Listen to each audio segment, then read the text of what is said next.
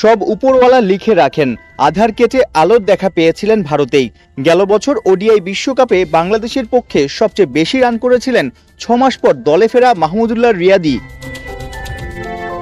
ব্যাটের আওয়াজ তুলেই 50 ওভারি ফরম্যাটে দুর্দান্ত ফিরে আসা রিয়াদ কি এবার সেই ভারতের মাটিতেই টি-20-র ক্যারিয়ারটা বাঁচাবেন? বয়স 39, গেল টি-20 বিশ্বকাপে ছিলেন বড্ড নড়বড়ে। 2026-এর ওয়ার্ল্ড কাপ পর্যন্ত এই ফিনিশারের দলে থাকা প্রায় অসম্ভব। তবুও ভারত সিরিজের স্কোয়াডে কেন সাইলেন্ট কিলার? তবে কি অবসর নিচ্ছেন এই সিরিজেই? টিম ম্যানেজমেন্টের ভাবনাই বা কি? এখন পর্যন্ত এই ব্যাপারে আমরা কোনো ডিসকাশনে যাইনি, বাট হয়তো আমি জানি না সামনের দিকে এরকম হবে কিনা। আমি যতটুকু বুঝতে পারি রিয়াদ ভাইয়ের এই সিরিজটা খুবই ইম্পর্টেন্ট এবং হয়তো উনি সিলেক্টরের সাথে কথাও বলবেন।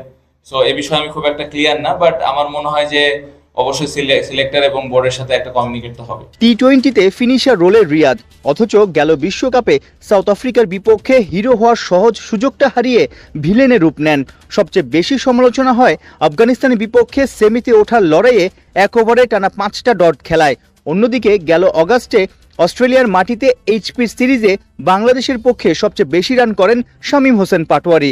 শেষ দিকে দ্রুত রান তোলায় বড় শট খেলায় বেশ পাকা শামীম, অথচ তরুণ ফিনিশারের জায়গাই হয়নি এই সিরিজের স্কোয়াডে।